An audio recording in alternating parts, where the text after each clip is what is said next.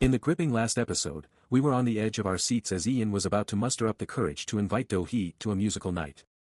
But just as he was about to speak, Dohee's phone rang. It was Jun Won, urgently asking her to step outside the restaurant because he had something crucial to discuss. Earlier that afternoon, Jun Won had asked Dohee out for dinner, but she turned him down, explaining that she already had plans. She reminded him of their agreement that dates should be arranged with mutual consent and that he needed to book an appointment with her at least a week in advance if he wanted to meet. Jun Won, frustrated and curious, questioned Dohee about who she was meeting. She calmly replied that it was Nuri and Ian. Rejected and restless, Jun Won ended up going out to dinner with his college friend Kang. However, his mind was completely preoccupied with thoughts of Dohee. Kang noticed his distraction and snapped him back to reality. Startled and driven by an inexplicable urge, Jun Won sprang to his feet and abruptly left, telling Kang he had something important to attend to. This impulsive decision led him to the very restaurant where Dohee and her friends were dining, setting the stage for a tense and unpredictable encounter. When Dohee steps outside to meet Jun Won, she immediately tells him that he should give her a heads up before suddenly showing up and calling her. Jun Won grins mischievously, saying that it was meant to be a surprise and wouldn't be any fun if he gave advance notice. Without warning, Jun Won pulls Dohee under his jacket. Startled, Dohee asks what he is doing in a public place like this. Jun Won calmly replies that he's just giving her warmth since it's cold and she's not wearing a jacket. Dohee blushes, embarrassed by his gesture. Jun Won then asks if she's still upset. Frustrated, Dohee replies that Yuna is really getting on her nerves. Yuna keeps talking nonsense and trying to come between them. Dohee has tried to ignore it, but it still bothers her and lingers in her mind. Teasingly, Jun Won asks if Dohee is feeling jealous. Dohee retorts that she's not a child who gets jealous and is really chill about things like this. Jun Won smirks and confesses that he was jealous. He couldn't stand the thought of her being out with Ian, and just the idea of her laughing with another man drove him crazy. Jun Won finally admits that's why he came all the way there. Inside the restaurant, Nuri spots them through the window and exclaims, "Why in the world are Jun Won and Dohee clinging to each other like that?" Ian, visibly angry, yells, "Call the police and charge them with terrorism for bringing terror into my eyes." Nuri adds her perspective, saying that despite Jun Won's looks and background, she can't tell if he's a good man or not. Just then, Ian notices Dohee and Jun Won entering the restaurant together. Jun Won greets Nuri with a casual air, saying he was just passing by and decided to stop for a moment. The displeasure on Ian's face was unmistakable as he saw Jun Won. Nevertheless, Nuri warmly invites Jun Won to join them for dinner. Ian can't resist a taunt, commenting, "You should join us since it seems you were worried." Jun Won glares intensely into Ian's eyes before finally accepting the offer. As soon as the soju bottle is opened, Nuri cuts straight to the chase. "I'm not going to beat around the bush. We're just curious if Dohee is in a normal, healthy, and honest relationship, as we're her honorary guardians and she's like a daughter to us." Ian instantly chimes in, claiming, "And I'm like her father." Dohee is mortified by Nuri and Ian's protective behavior, but Jun Won isn't one to be easily bullied. He boldly asks if the two of them are married. Nuri immediately shouts, "That's terrible. Why would you say that? How could I be with someone who has only muscles and no brain?" Ian, equally irritated, adds, "I should be the one annoyed to be with her, so why is she overacting?" Jun Won smoothly responds, "People who always fight seem to work out in the end." With a mischievous grin, he continues, "Besides, between men and women, there's no such thing as just friends." Ian is visibly annoyed by Jun Won's teasing, but before he can say anything, Jun Won smiles and gives them permission to question him, acknowledging their curiosity. Nuri, confirming if she can really ask anything, gets a nod from Jun Won. With a big smile and an intense tone, she asks, "Do you have life insurance?" Dohee tries to stop Nuri, but Nuri persists with her question, asking if Jun Won could change the beneficiary of his insurance to Dohee. Dohee immediately apologizes to Jun Won for Nuri's intrusive question. Nuri waves her hand dismissively, commenting that she was just joking and that Dohee has a terrible sense of humor for not understanding it. Then, out of nowhere, Nuri shouts for 3 bottles of soju and 4 beers. At the table sat 4 people, 1 excited, 1 anxious, 1 angry, and 1 good-looking. This eclectic group settled in for an unusual evening of drinks. During the conversation, Nuri mentions to Jun Won that even during their blind date last year, she thought he looked like a celebrity. But if he's been going on blind dates since last year, isn't he in a hurry to get married? Suddenly, Ian bangs the table and yells that they can't get married.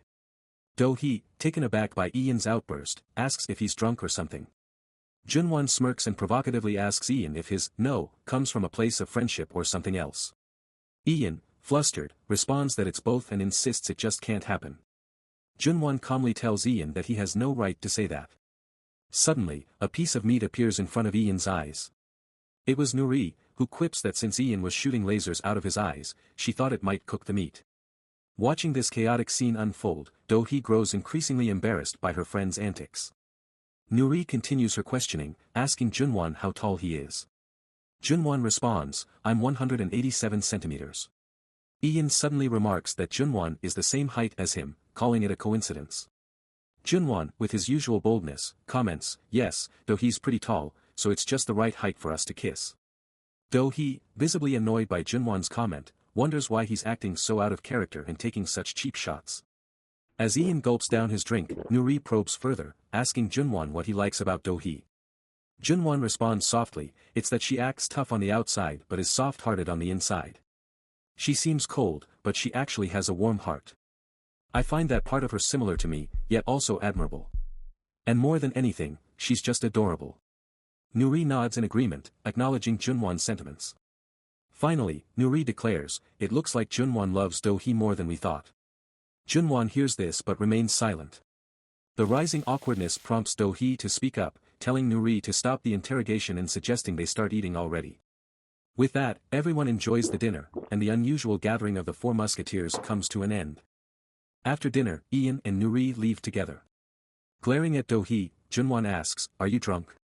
Dohee denies it, though in reality, she is completely intoxicated. To prove her sobriety, Dohee declares she'll run from here to there in 5 seconds and takes off running. Jun Won chases after her, trying to stop her. He finally catches up and grabs her, urging her to stop because she's drunk and might hurt herself. In her attempt to free herself from Jun Won's hold, Dohee accidentally punches him in the face. Jun Won loses his balance but manages to steady himself by grabbing a pole. Dohee, meanwhile, starts laughing and teases him, asking if he's never dated before and why he's trying to kiss the pole. Then, in a swift move, she steps closer to Jun Won and asks if he wants her to kiss him. Jun Won is momentarily stunned but then smiles and questions, "That's well and good, but why are you being so forward?" Dohee replies, "If you have a problem with it, you can do whatever you want to." Jun Won grins at that and softly kisses Dohee. After a while, Jun Won and Dohee finally reach their apartment. Jun Won gently carries Dohee to her bed, carefully removing her shoes and watch. As he sees the marks on Dohee's wrist, he is transported back to the first time he noticed them and how heartbroken she seemed. Tenderly, he kisses her wrist before going to sleep. The next morning, Dohee wakes up suddenly, holding her mouth. She dashes toward the bathroom to throw up, but as soon as she opens the door, she encounters Jun Won in the shower. With a smile, Jun Won asks if she wants to join him. Dohee, flustered and embarrassed, immediately exits the bathroom. After his shower, Jun Won asks if she remembers anything from the previous night. Dohee tries to recall but her memories are blurred. She admits she doesn't remember anything. Jun Won then informs her that they got pretty close yesterday and questions why she is acting like they are strangers now. He adds, "You were so cute when you were drunk, and I want to be the only one who knows that. So from now on, you should only drink when it's just the two of us." As her heartbeat races, Dohee wonders if Jun Won feels as nervous as she does. Does he really love her as much as she loves him? One thing was certain, this man was already making Dohee's heart melt like snow in the sun. At the company, Dohee asks Ahayan if the samples for the new product have arrived. Ahayan answers that the company hasn't sent them yet and they were supposed to arrive yesterday, but she hasn't been able to get in touch with them. Frustrated, Dohee scolds Ahayan, telling her, "Just because the company isn't responding doesn't mean you can sit on your fingers and wait. You need to get a hold of them by noon and find out what's going on with the samples." Ahayan, taking Dohee's words to heart, starts making calls to the company. Dohee feels bad for scolding Ahayan, but she also believes it's not a big deal and that Ahayan shouldn't feel too dispirited by it. Suddenly, Dohee's phone rings. It's an unknown number. She assumes her stepfather might have gotten a new number to continue annoying her, but when she opens the message, she sees that it's from Jun Won's stepmother, Lee Suyin. Suyin calls Dohee and demands that she come to dinner so they can talk. Defiantly, Dohee replies that she has no reason to engage with her. Suyin retaliates by threatening Dohee, saying she will tell her husband that Dohee lied about her parents passing away when they actually abandoned her. At the cafe, Suyin continues her verbal assault, criticizing Dohee's manners and insinuating that she was never taught proper etiquette. She goes on to accuse Dohee of benefiting from the foundation sponsored by Cha Yuna's father during her time at the orphanage. Soyeon questions whether Dohee knew about Yuna's past engagement to Jun Won and suggests that Dohee lacks shame or that her actions were intentional. When Dohee remains silent in response to Soyeon's accusations, Soyeon presses further. She directly asks Dohee what she thinks will happen if her husband discovers the truth. Soyeon predicts he would be disgusted by Dohee's lie and furious that someone from unknown origins deceived their family. Soyeon adds with a threatening tone that either Dohee takes 30 million won and leaves Jun Won, or they will fight until the bitter end. She believes Dohee will choose wisely. To Soyeon's surprise, Dohee lets out a sudden laugh. Soyeon incredulously asks if Dohee has lost her mind. Still smiling, Dohee remarks that Soyeon would be mistaken to think she is the only one with leverage over others. With a calm demeanor, Dohee reaches for her phone and plays an audio recording from the day when Soyeon first approached her and offered the money in the hospital.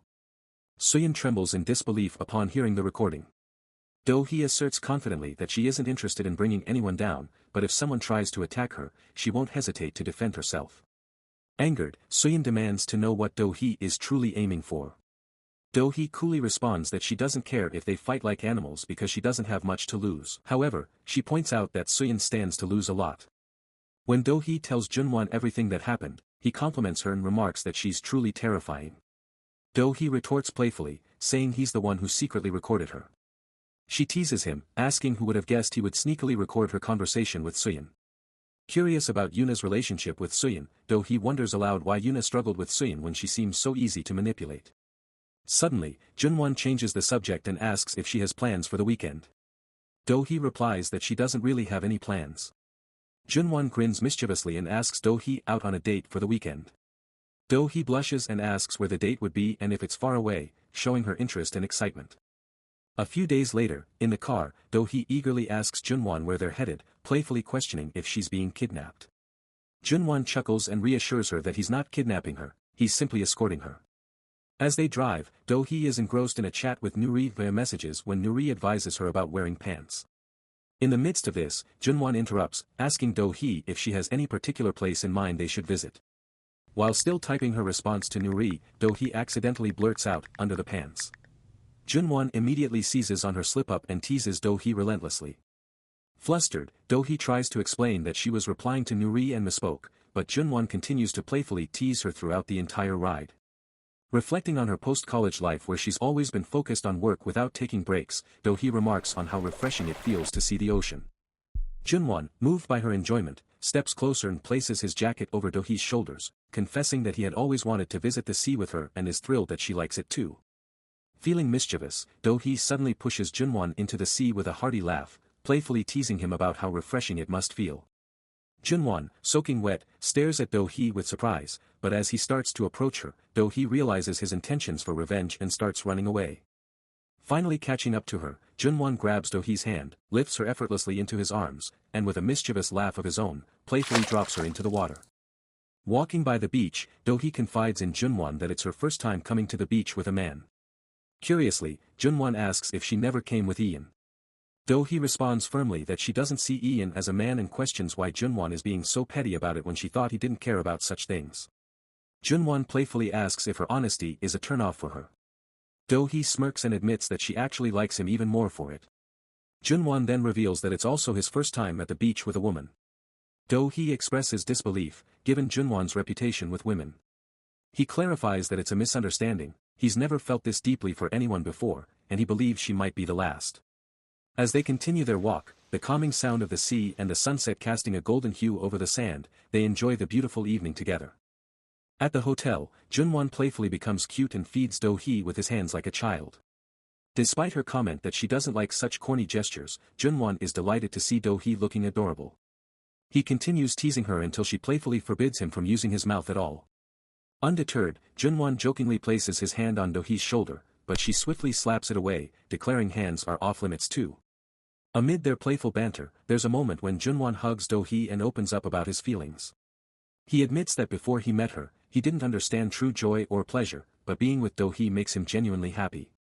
He apologizes, acknowledging that his issues might hurt her, but he hopes for healing in a brighter future together. Moved by his sincerity, Dohee promises Jun Won that they'll face challenges together and always move forward as a team. She expresses her determination to become a better person and hopes he will too. As their affection deepens, the night progresses towards its end. In the midst of pouring out their hearts, Dohee finally confesses her love for Jun Won. Jun Won felt a sudden wave of numbness wash over him as Dohee's confession hung in the air, and Dohee herself realized she may have spoken too soon, recalling Yuna's cautionary tale about her own failed confession to Jun Won. Panic set in, and Dohee scrambled to explain herself, blaming the mood and her slight intoxication for her slip of the tongue. Jun Won's initial shock gave way to a ghostly expression, but he managed a gentle smile, bridging the awkward moment with a kiss that dispelled the tension. Exhausted from the emotional roller coaster of the day, they finally succumbed to sleep, their intertwined hands speaking of the closeness they now shared. In the depths of slumber, Jun Won was haunted by vivid dreams of his mother's sacrifices, vividly recalling her words about his father's abandonment and her solitary devotion to him. Her question echoed in his mind, did he love her? His nod was met with accusations of lying, reminiscent of his father's betrayal, leaving Jun Won standing alone amid the flames of guilt and confusion. Abruptly, Jun Won awoke in a cold sweat, gasping for air, the weight of his nightmares still heavy upon him. Dohee stirred beside him, instantly attuned to his distress. Without hesitation, she enveloped him in a comforting embrace, soothing his racing heart with whispered assurances of her presence and unwavering support. "Do you need water?" she asked softly, her concern palpable in the dim light. Jun Won shook his head, only requesting that she hold him a while longer. While driving home in the morning, Dohee gently inquired if Jun Won had a nightmare. He brushed off the topic, reassuring her it was nothing to worry about. Dohee didn't press further, but inwardly she felt a pang of vulnerability. She had opened up to Jun Won, only to feel unsupported in return. It left her feeling foolish and uncertain. Back at home, Dohee couldn't shake the memory of Jun Won's strange reaction when she confessed her love. His initial awkwardness melted into a smile, but Dohee couldn't help but wonder if it was genuine. Did Jun Won ever truly love her? Her thoughts were abruptly interrupted by the sound of someone entering the door code. Assuming it was Jun Won returning, she was startled to find Yuna entering instead. Yuna's nonchalant explanation about using the passcode in case Jun Won hadn't changed it infuriated Dohee. She lashed out, accusing Yuna of breaking into someone else's home and questioning her intelligence. Yuna retorted sharply, turning the accusation back on Dohee and demanding to know where Jun Won was. As frustration mounted, Dohee demanded to know how Yuna knew the passcode. Yuna's casual revelation shattered Dohee's world. She calmly stated that she and Jun Won were supposed to live in that house together after they got married. The realization hit Dohee like a thunderbolt, shaking her to the core.